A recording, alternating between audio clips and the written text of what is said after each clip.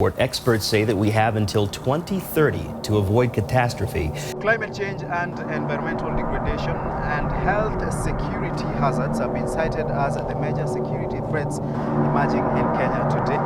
Scientists are warning of catastrophic consequences if worldwide emissions do not trend down by the year 2020. For more than 30 years, the science has been crystal clear. Man, this global warming thing is real. The weather patterns are changing drastically.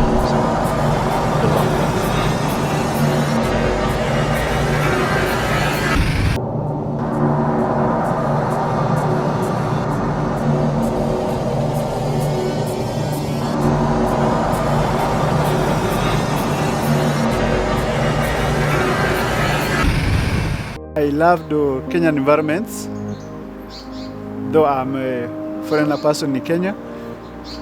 I love that we have a forest, Karura Forest, we have a Uhuru Park, we have just many nice places.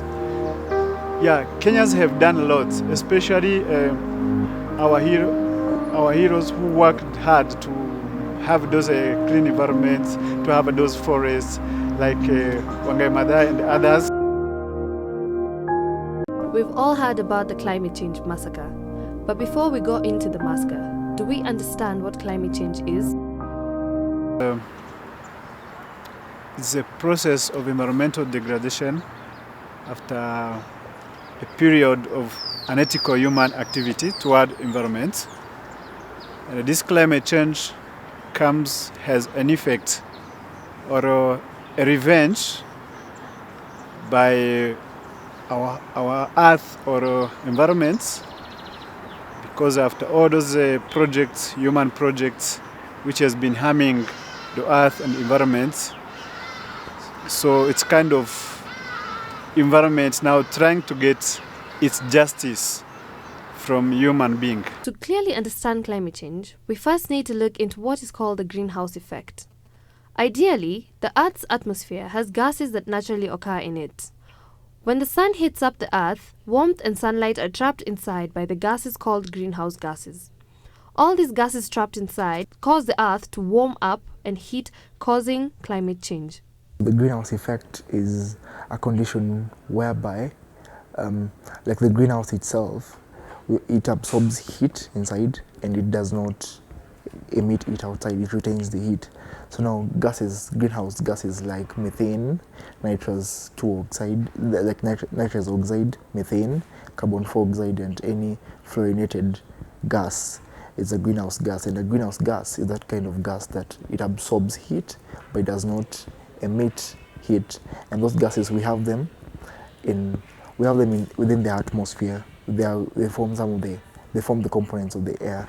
And so these gases, when we have them, when solar radiation comes into the earth, now the radiation that now it's the terrestrial radiation, which is the one that is reflected back, they absorb the heat, some of the heat, and because they do not emit it, they help regulate the internal temperatures of the earth and they keep it warm, that is at 14 degrees Celsius. Human activities such as deforestation due to human encroachment, industrialization, and burning fossil fuels have been the major cause of climate change. How do we live our daily life? What we need to eat comes from environment. Nowadays we use the words Mother Earth. Climate change, therefore, is caused by an increase in the greenhouse gases that can happen either naturally or artificially. And naturally, it rarely happens. So most of the climate change that we're having right now is caused artificially majorly through industrialization, by mining of fossil fuels, and a rapidly developing transport system. It is today that the people that now we are saying investing in harming our common home, in doing deforestation, doing business through our common goods, that is why we've started now having these problems. It is not about the growing of population, it's about people making wrong policies and taking unethical action, forgetting about others, people being selfish,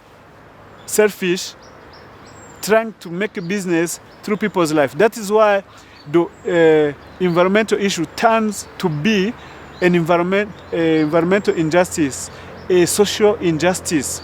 It is also caused naturally by external forces, whereby processes outside the climate's normal system produce changes within the system. The natural causes, we have like volcanic eruptions. So when we have volcanic eruptions, a lot of carbon is released, a lot of carbon dioxide released into the atmosphere. And when this is released, when this accumulates a lot in the air, because carbon dioxide being a greenhouse gas, it absorbs heat and does not release, therefore it leads to an increase in the internal temperatures of our planet. And that will lead to global warming, which is one of climate change. When solar radiation varies also, at times we can have increased solar radiation, and this can lead to desertification, because when we have desertification, that means a development of desert-like conditions in places where there were no such kind of conditions. This affects humans, animals, and vegetation. People has forgotten the cry of the earth and the cry of the poor. So once we behave unethically toward environments, we are heading to poverty. We are also being unjust to poor people. So there is all this aspect of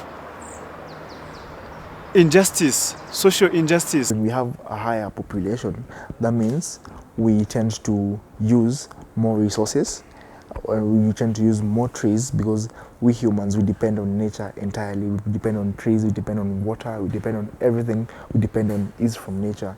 And so when we use a lot of trees and we don't replace them, and trees are carbon sinks, because trees do use carbon dioxide for photosynthesis. So that means that they control, rather they regulate the amount of carbon dioxide that we have in the air. And so when we cut a lot of trees and we don't replace them to cater for our needs, mostly through fuel, through transport and everything, and so when we because of population pressure, we're having transport, we have to have a more accommodative transport system, therefore which means we'll have more vehicles.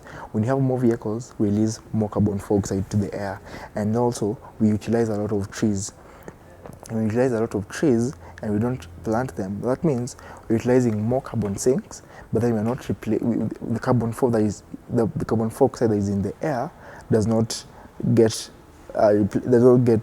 utilized, and so it overaccumulates. And when it overaccumulates, now that means it will, because it's a greenhouse gas and it stores a lot of heat, a lot of energy, and does not emit it, that therefore leads to climate change. Climate change also has an effect. It leads to extinction of some animals. So the animals that are not able to adapt, they will become extinct, because if you're not able to adapt to the newly created harsh conditions, you become extinct. There's some plant species that already become extinct due to climate change. So we can try to rehabilitate and create better conditions and more sustainable conditions, but then restoration at times it can be impossible. This narrative, however, can come to an end despite all the effects and causes of climate change. In some places it can be stopped, in some places the damage is already done, and so there are always two adaptation mechanisms. There are always two mechanisms.